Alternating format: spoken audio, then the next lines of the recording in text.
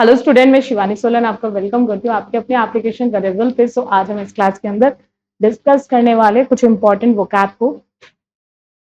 कुछ last class में हमने कुछ इडियम एंड फ्रेजेस करे थे। आज अगेन मैं इडियम एंड फ्रेजेस की बात करूँ, जो मैंने आपको लास्ट क्लास में बताया था। आप जिसको हिंदी में मुहावरे बोलते हैं, उसी को इंग्लिश में इडियम एंड फ्रेजेस कहा जाता है। आपके एग्जाम में दो टाइप से क्वेश्चन आते हैं। एग्जामिनर इडियम दे देगा आपको और आपको उसका मीनिंग बताना होता है, यानी कि उसका अर्थ बताना है। मुहावरा दे देगा और आपको उसका अर्थ बताना है। या दूसरा क्वेश्चन बनता है कि आपको मीनिंग दे देता है और आपको उसका ईडियम बताना है। ये दो टाइप से क्वेश्चन आते हैं। ईडियम दे देगा, मीनिंग बताना है, या फिर मीनिंग दे देगा, आपको ईडियम बताना है। ये दोनों टाइप से आपके पेपर में क्वेश्चंस पूछे जाते हैं। अगर हम बात करें, आज अगेन कुछ और ईडियम्स करेंगे।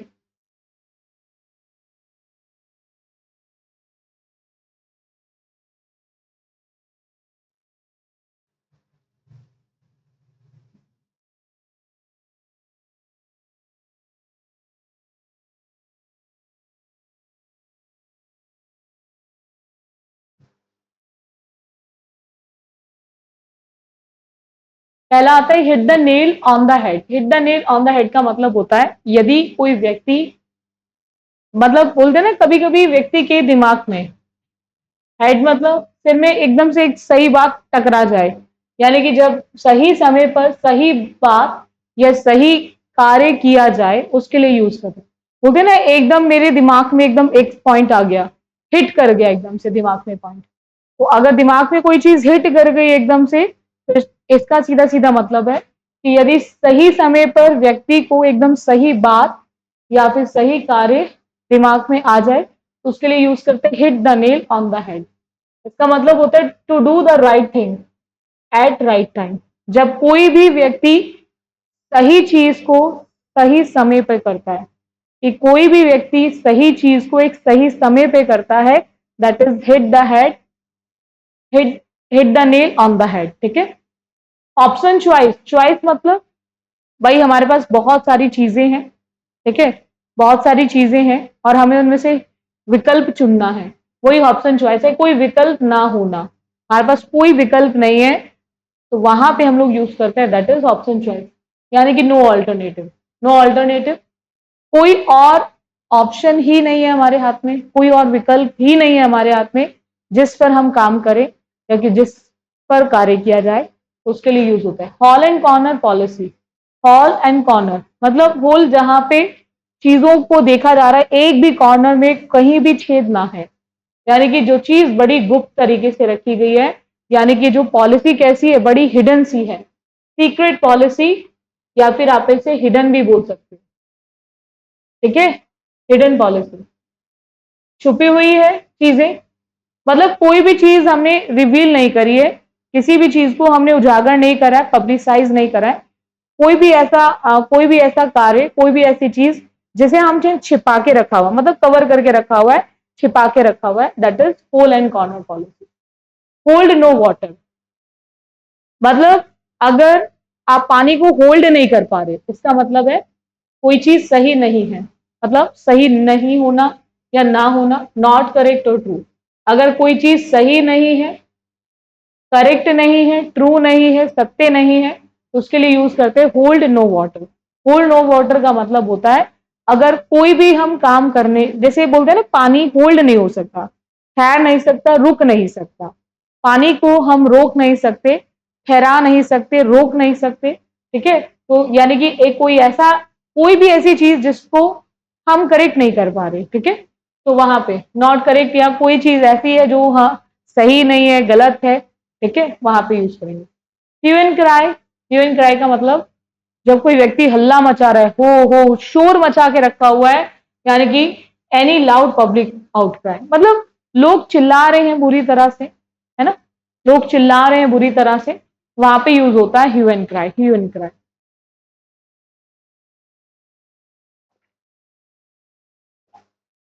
हर्ष मनी का मतलब किससे? हर्ष मनी, हर्ष का मतलब ऐसे खामोशी से होता है, अब खामोशी का मतलब किसी भी बात को गुप्त रखने के लिए दिया जाने वाला पैसा। मनी मतलब पैसा तो होगा, मतलब किस तरह का पैसा, किसी भी बात को छिपा के रखना है।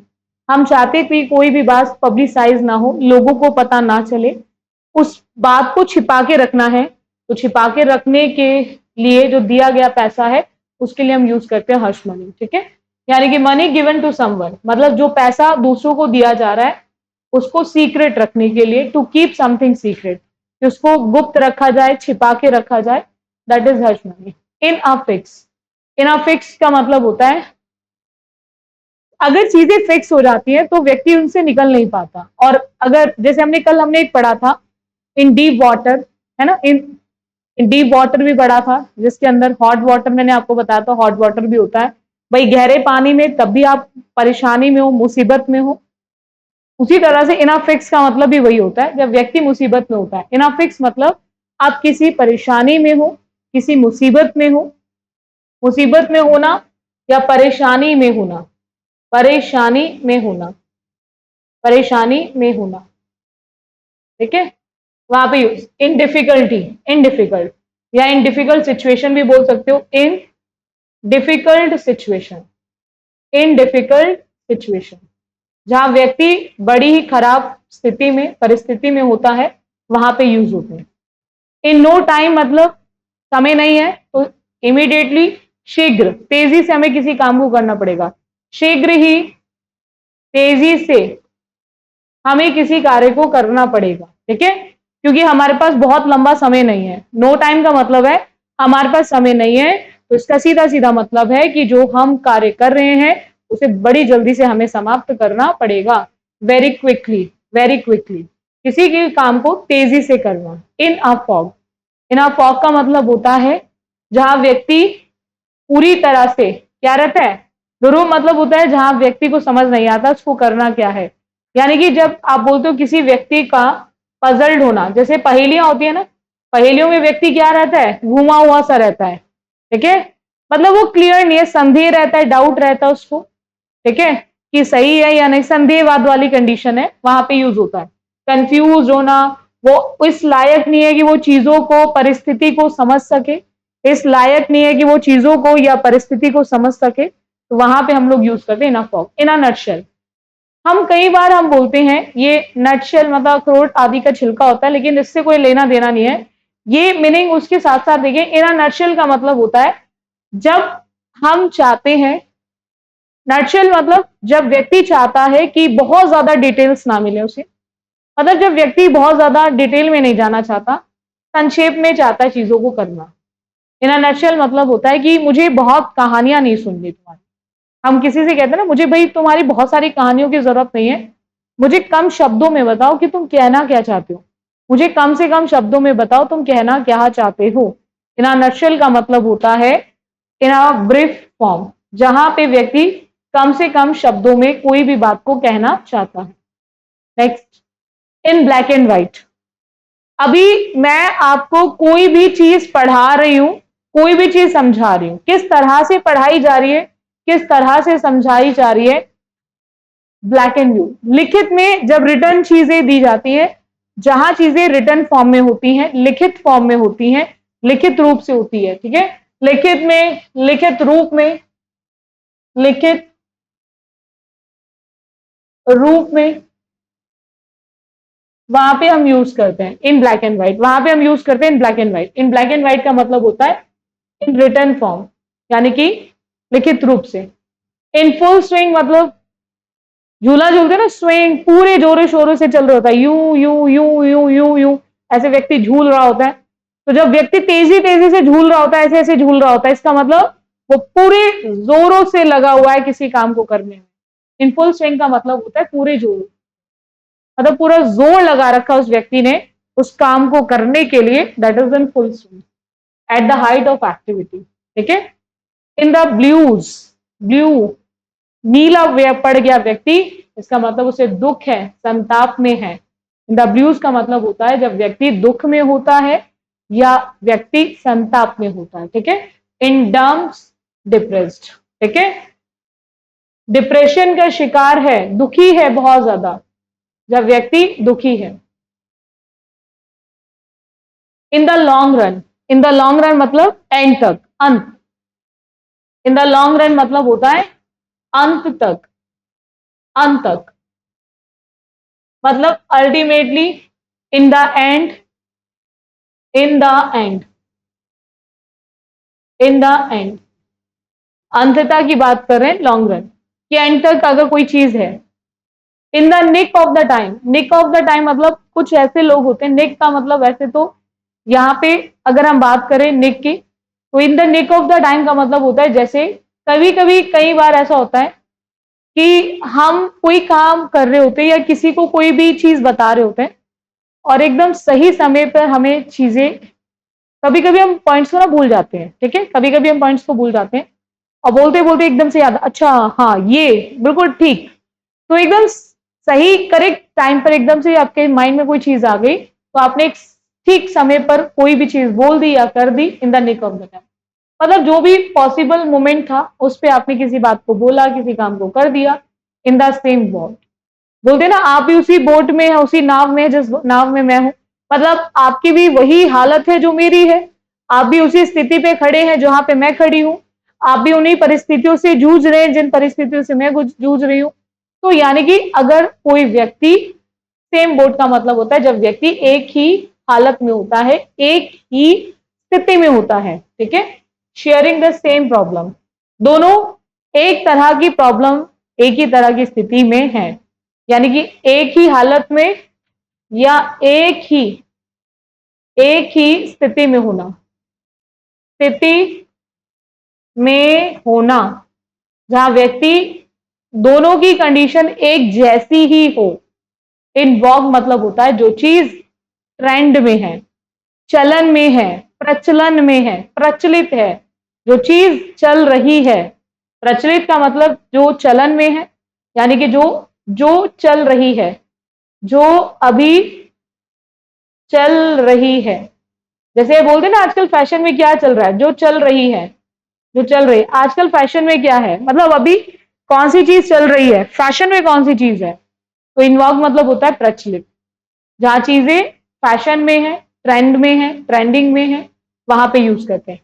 जो भी चीज करंट फैशन में है, जो भी चीज अभी चल रही है हाल फिलहाल में, वहां पे यूज करते हैं। इन्स एंड आउट्स, जैसे हम कई बार बोलते हैं, जैसे स्पेशली ये पुलिस वालों के लिए भी यूज होता है, अगर किसी भी इंस्पेक्टर के पास कोई भी केस होता है तो इंस्पेक्टर की जिम्मेदारी होती है कि क्या चीज उसमें इन्वॉल्व है, क्या नहीं है, कौन व्यक्ति था, कौन नहीं था, किसने क्या किया, तो उस इंस्पेक्टर के पास सारी की सारी डिटेल्स उस पर्टिकुलर केस को लेकर होनी चाहिए। यानी कि इन एंड आउट्स का मतलब होता है कंप्लीट डिटेल, पूरा विवरण, पूरा विवरण, पूरा विवरण, पूरा विवरण, ठीक है, विस्तार से उसके पास हर एक चीज, हर एक पॉइंट होना चाहिए, ठीक है। कॉम्प्लिकेशन फुल डिटेल्स की बात कर रहे हैं, जो भी डिटेल है फुल डिटेल्स, ठीक है, फुल डिटेल्स उसके पास होनी चाहिए। आयरन हैंड या आयरन फिस्ट, रिगोरियस कंट्रोल, मतलब कुछ ऐसे लोग होते हैं, मतलब आयरन समझ तो लोहा, मजबूत, और जो व्यक्ति मजबूत होता है उसका जो नियंत्रण होता है चीजों पे वो भी बड़ा खतरनाक होता है, ठीक है, तो वो चीजों को नियंत्रित करना भी बहुत अच्छे से जानता है, और वो नियंत्रण जो करता है लोगों पे वो भी बड़ा ही खतरनाक तरीके से करता है, वो भी बड़े खतरनाक तरीके से करता है। तो आयरन हैंड का मतलब होता है जब आप किसी व्यक्ति को कंट्रोल कर रहे हो बहुत टाइट तरीके से, मतलब अपने उसमें कंट्रोल में करके रखा हुआ है चीजों को या किसी व्यक्ति को, रिगोरियस कंट्रोल है। टीचिंग फार्म का मतलब होता है रिश्वत लेने की आदत होना, होता है ना, हाथ में खुजली हो रही है व्यक्ति के, हाथ में खुजली हो रही है तो इसका मतलब उस व्यक्ति को आदत है किस चीज की, रिश्वत लेने की, उस व्यक्ति को आदत है रिश्वत लेने की, यानी कि वो रिश्वत लेने का आदी है, यानी कि क्रेविंग फॉर ब्राइब, ठीक है, ब्राइब मतलब होता है रिश्वत। वो बोलते हैं मेरे हथेली में खुजली हो रही है, मतलब पैसा आने वाला है, पैसा आने वाला है, अब सैलरी तो फिक्स टाइम पे आएगी तो इसका मतलब एक्स्ट्रा पैसा लिया जा रहा है, एक्स्ट्रा पैसा लिया जा रहा है, तो यानी कि रिश्वत लेने की जब व्यक्ति को आदत हो जाती है वहां यूज करते हैं। नेक्स्ट, इट्स विट्सी का मतलब होता है अत्यंत छोटा सा। अगर कोई चीज बोल सकते हो कि it's very little bit, bit से याद रख लो, कोई चीज बहुत छोटी है, small and tiny. Jack all trades and master of none.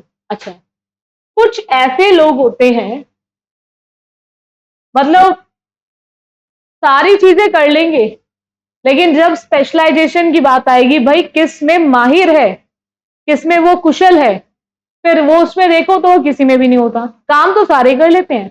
जैसे आपने देखा होगा ना, कोई ऐसा व्यक्ति होता है, मैं बनाई का भी काम कर लूंगा, ठीक है, मुझे खाना बनाना भी आता है, मुझे ये भी आता है, मैं ये भी कर सकता हूँ, सिलाई कढ़ाई सब कर लूंगा, है ना। जब परफेक्शन की बात आती है कि ऐसा कौन सा कार्य है जो तुमसे अच्छा कोई नहीं कर सकता, मतलब तुम उसमें सबसे बढ़िया तरीके से कर सकते हो, तो फिर उसमें वो किसी में भी नहीं होता। काम तो उसको सारे आते हैं, लेकिन जो अच्छे तरीके से काम करना है वो उसको कोई भी काम नहीं आता। उसके लिए यूज होता है jack of all trades and master of none. जो आदमी किसी भी काम को निपुण, मतलब जो आदमी किसी भी काम में निपुण ना हो, लेकिन जानकारी, जानता सारे काम करना है, जानता सारे काम करना है, लेकिन कुशल, निपुण वो किसी एक कार्य में नहीं है। A person who knows many different kinds of work but is a master of none, लेकिन वो माहिर किसी एक में भी नहीं है। जेल वर्ड मतलब होता है जो जेल में हो या पहले रह चुका हो, जो जेल में हो या पहले रह चुका हो, ठीक है, जेल वर्ड, जो जेल में हो या पहले रह चुका हो उसको बोलते हैं jail bird. A person who is or has been confined, a person who is or has been confined in jail, ठीक है, वहां पे। जॉइंडिस आइज का मतलब होता है पक्षपात पूर्ण दृष्टिकोण, यानी कि जब व्यक्ति किसी भी, मतलब to look at a conclusion, ठीक है, और प्री मैच्योर तरीके से, ठीक है, मतलब मैच्योरिटी नहीं है, बाइज्ड होके, मतलब कुछ ऐसे लोग होते हैं जो इधर अच्छा लगा तो इस साइड होते, वो चीज अच्छी नहीं लगी उसकी साइड नहीं लेते। मतलब ऐसे लोग का जो दृष्टिकोण होता है, सोच जो होती है, उनकी समझ जो होती है, उनको देख के लगता है कि वो मैच्योर नहीं है, क्योंकि पक्षपाती होते हैं, ठीक है, बड़े ही पक्षपात करने वाले होते हैं, पार्शियलिटी के नजर से चीजों को देखते हैं, पार्शियलिटी करते हैं चीजों को, तो उसको बोलते हैं जॉइंडिस। कंगारू कोर्ट मतलब होता है, एक एक होता है कोर्ट जहां चीजें लीगल तरीके से चेक की जाती हैं कि कानून के हिसाब से सही है या नहीं, और एक होता है कंगारूस का कोर्ट। कंगारूस कोर्ट मतलब होता है जो गैर कानूनी न्यायालय होते हैं, जहां गैर कानूनी तरीके से चीजों को किया जाता है, यानी कि इलीगल कोर्ट। किस तरह के कोर्ट? इलीगल कोर्ट, जहां लीगल चीजें नहीं होती, लीगल रूप से कामों को नहीं किया जाता। Keep one's card close to one's chest, किसी भी बात को छिपाने की बात करें। Keep one's card close to one's chest का मतलब होता है जब आप किसी भी बात को छिपाने की बात करें, ठीक है, यानी कि आप छिपा रहे हो किसी भी चीज को, हाइडिंग समथिंग। जब आप किसी भी चीज को छिपाने की बात करते हो वहां पे यूज होता है keep one's card close to one's chest. Keep one's finger crosses, keep one's fingers crosses का मतलब होता है किसी अच्छी घटना के होने की कामना करना। मतलब बोलते हैं ना फिंगर्स क्रॉस, फिंगर्स क्रॉस, नजर ना लग जाए, मतलब आप कामना करते हो कि कोई भी चीज अच्छी आपके साथ हो, यानी कि वेट एक्सपेक्टिंगली, ठीक है। कि वंस वर्ड, प्रतिज्ञा करना, वंस प्रॉमिसेस, ठीक है, आपने जो भी वादा किया है किसी के साथ उसको पूरा करने की बात कर रहे हो। कि वंस वर्ड बोलते हैं ना अपने शब्दों पे खड़े रहना, जो शब्द तुमने निकाले हैं, ठीक है, यानी कि जो बातें वादे तुमने किए हैं उनको पूरा करना, उनको क्या करना? पूरा करना। वहां पे यूज होता है कीप वंस वर्ड, अपने प्रॉमिस को, अपने वादे को पूरा करना, अपने वादे को निभाना, ठीक है, अपने वादे को पूरा करने का मतलब है अपने वादे को निभाना।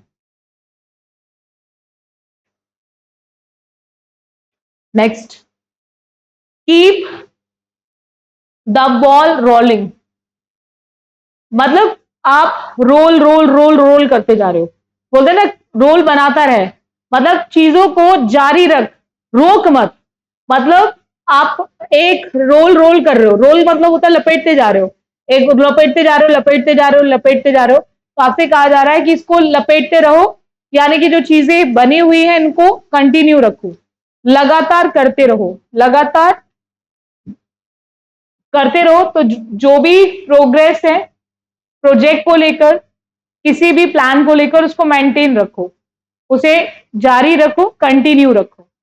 नेक्स्ट आते, keep the wall from the door, मतलब दरिद्रता से संघर्ष करना। ठीक है, वॉल फ्रॉम द डोर का मतलब होता है अवॉइड पॉवर्टी या स्टार्वेशन।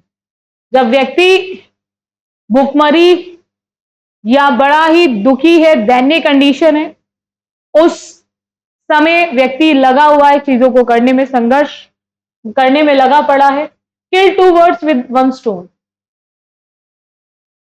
कुछ ऐसे लोग होते हैं वो सोचते हैं एक तीर दो निशाने, एक तीर से दो निशाने लग जाएं, तीर एक ही हो निशाने दो हो, यानी कि यहां पे बात हो रही है एक कार्य करके दो समस्याओं को निपटा ले, मतलब उसे एक्स्ट्रा एफर्ट ना लगाना पड़े, एक तीर से वो दो निशाने लगा ले। ठीक है, तो वहां पे यानी कि आप दो चीजों को करना चाहते हो एक ही समय में। ठीक है, while effort is made for one, जबकि जो आपका प्रयास चल रहा है वो एक के लिए ही चल रहा है, प्रयास एक को लेकर ही है, और आप एक स्टॉर्म से दो बर्ड को मारना चाहते हो, शिकार करना चाहते हो। किट एंड किन मतलब होता है बंधु बांधव वगैरह, जो हमारे भाई बंधु लोग होते हैं उनके लिए यूज होता है, यानी कि भाई बंधु का मतलब हमारा खूनी रिश्ता है। ठीक है, नेपोटिज्म भाई भतीजेवाद का, भाई भतीजेवाद ब्लड रिलेशन, खूनी रिश्ता ही तो होता है। अब खून वाला रिश्ता किससे, जो हमारे भाई बंधु हैं, जो हमारे सगे संबंधी हैं। ठीक है, उन्हीं से तो हमारा खून का रिश्ता है। खून का रिश्ता किससे है, जो हमारे भाई हैं, जो हमारे संबंधी हैं, जिनसे हमारा खून का नाता है, रिश्ता है, वहां पे किट एंड किन का यूज होता है। Knit one's brow, knit one brow का मतलब होता है, जैसे आपको देखा होगा ये जो ब्रो आईब्रोज होती है, ये इनको चढ़ा देते हैं ऐसे, अच्छा तुमने ऐसे कहा। ठीक है, मतलब इन आईब्रोज को ऐसे ऊपर की तरफ उठाते हैं, तो जब व्यक्ति को गुस्सा आ रहा होता है, नॉर्मल है तो नॉर्मल रहेंगी, ऐसी नीचे रहेंगी जैसे हैं, और जब व्यक्ति ऐसे उठा रहा है, अच्छा तूने ऐसे कहा, तो यानी कि जब व्यक्ति गुस्से में इनको ऊपर उठाने का काम कर रहा है, जब व्यक्ति में गुस्से में इनको ऊपर उठा रहा है, वहां पे यूज करते हैं। नेट वंस ब्रो यानी कि टू फ्रॉन। लेडीज मैन, जो महिलाओं की संगत में रहना पसंद करता हूं।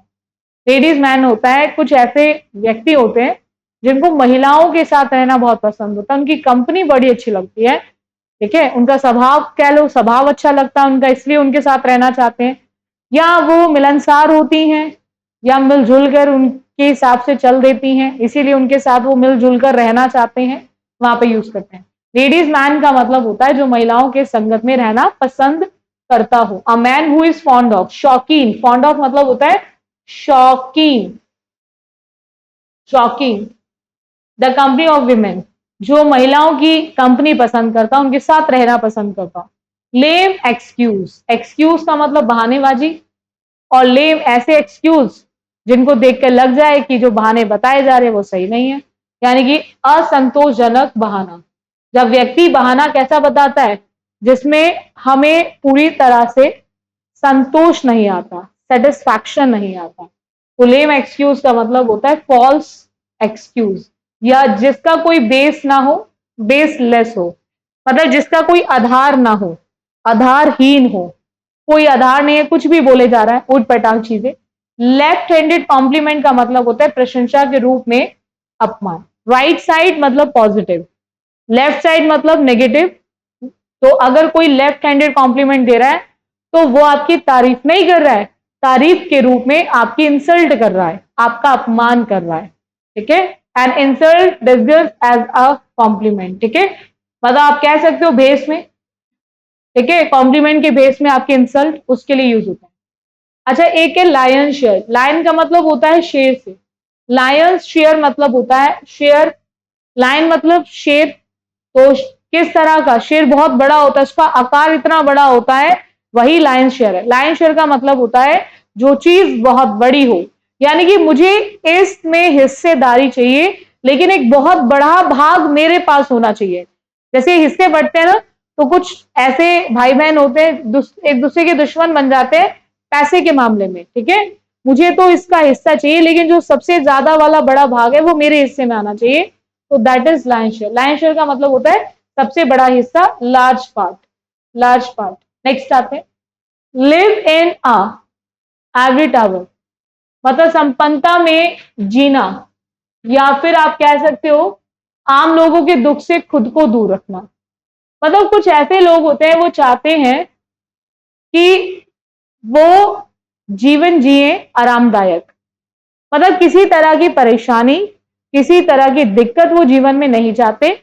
और ऐसे जो व्यक्ति होते हैं, मतलब अपने एक टावर पे, जैसे आप मोबाइल वगैरह के टावर होते हैं, बहुत ऊंचे ऊंचे होते हैं, मतलब इतनी हाइट पे होते हैं, इतनी हाइट पे होते हैं कि नीचे कौन है उन्हें कोई लेना देना नहीं है, उससे कोई कनेक्शन, इतना डिस्टेंस है दोनों के बीच। ऐसे ही कुछ लोग भी होते हैं जो चाहते हैं कि क्या दुख चल रहा है समाज में, उन्हें उससे कोई मतलब नहीं है, वो एक अपना ही जीवन जीना चाहते हैं, आरामदायक उसमें रहना चाहते हैं, वो दुख को अपने आसपास भी नहीं चाहते भटकने देना।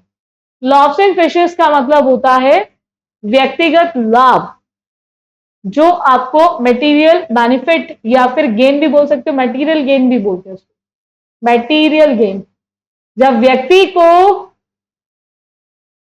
फोकस, फिश खाते हैं जो कुछ लोग, उनका फोकस होता है कुछ चीज प्राप्त हो, कुछ लाभ मिले उन्हें। अगर कोई काम कर रहा है तो उसमें वो लाभ चाहता है, यानी कि व्यक्तिगत लाभ चाहता है व्यक्ति। लुक ऑफ कलर्स, अस्वस्थ दिखाई देना, मतलब रंग नीला पीला दिखाई दे रहा है, तुम ठीक नहीं लग रहे। हम बोलते ना कलर्स दिखाई दे रहे हैं, कलर का मतलब तुम्हारी स्थिति, तुम्हारी परिस्थितियों से पता चल रहा है कि तुम सही कंडीशन में नहीं हो। लुक इल, बीमार होना, या फिर जब व्यक्ति का स्वास्थ्य ठीक ना हो, अनहेल्दी होना। लुक इल, जब व्यक्ति बीमार होता है या फिर हेल्दी नहीं होता। Look through coloured glasses, look through coloured glasses का मतलब होता है झूठे आवरण से देखना, झूठे आवरण से देखना, to see with different, to see different, ठीक है। लंप इन द थ्रॉट का मतलब होता है कई बार व्यक्ति का गला भर आता है, भावात्मक क्षण होते हैं, मतलब एकदम से होता है ना कि गले में एकदम से, जब व्यक्ति बहुत ज्यादा भावनाओं में बह जाता है, तो होता है ना उसका गला भर आया, मतलब वो बोल नहीं पा रहा था, ठीक है, बोलना बहुत कुछ चाहता था लेकिन बोल नहीं पा रहा था, मतलब व्यक्ति बड़ा ही अनकंफर्टेबल फील कर रहा है, ठीक है, इमोशनल हो गया है। जब व्यक्ति बहुत ज्यादा भावुक हो जाता है, तो जब व्यक्ति बहुत ज्यादा भावुक हो जाता है तो व्यक्ति का गला भर आता है, गला भर आता है जब व्यक्ति बहुत ज्यादा भावुक हो जाता है, तो गला भर आना, भावुक होना, that is lump in the throat. Mad as a March hare, सिरफिरा टाइप का व्यक्ति। एक होता है सेन, SANE, सेन मतलब होता है, SANE सेन मतलब होता है जो व्यक्ति समझदार है, समझदार, समझदार। और इनसेन मतलब होता है जो व्यक्ति समझदार नहीं है, समझदार, समझदार नहीं है, समझदार नहीं है, मतलब उसमें समझ नहीं है। कैसा है, क्रेजी, सिरफिरा उसी को तो बोलते हैं। मैडनेस का मतलब क्या है, पागलपन, और पागलपन में व्यक्ति कभी भी समझ रखता नहीं है, उसे अपने सही गलत की पहचान नहीं होती है। नेक्स्ट आते हैं, make a clean breast of, कोई भी काम जो आपके द्वारा किया या ना किया गया हो उसे स्वीकार करना, आपने किया है या नहीं किया है फिर भी आपने स्वीकार, to tell the truth about something, specially something bad और इलीगल यू हैव डन और यू डू नॉट, चाहे आपने उस काम को किया है या फिर नहीं किया है। कई बार व्यक्ति स्पष्ट रूप से कह देता है, इन्वॉल्व नहीं भी होता है गलत काम में, फिर भी कहता है ठीक है मेरे से हो गया होगा, गलती से हो गया, मतलब उसने स्वीकार कर लिया, ऐसी चीज को भी स्वीकार कर लिया जो उसने करी है और जो उसने नहीं भी करी है, दोनों तरह की चीजों को उसने स्वीकार कर लिया। चलिएगा नेक्स्ट आते हैं, मेडन नेम मतलब होता है जो विवाहित स्त्री का विवाह से पूर्व का जो नाम होता है। जब व्यक्ति कोई भी महिला, कोई भी लड़की शादी करती है तो शादी के बाद उसका नाम बदल जाता है, और जो शादी से पहले का यानी कि नाम होता है, विवाह से पूर्व का जो नाम होता है, उसके लिए मेडन नेम रखा जाता है। A women surname before marriage. Maiden speech मतलब होता है, मेडन मतलब पहली बार कोई व्यक्ति कोई भाषण दे रहा है, किसी बात को रख रहा है, किसी बात को बोल रहा है। प्रथम सार्वजनिक भाषण, पहली बार किसी बात को वो बोल रहा है, सार्वजनिक तरीके से बोल रहा है। फर्स्ट स्पीच, जो व्यक्ति की स्पीच कौन सी हो, पहली हो।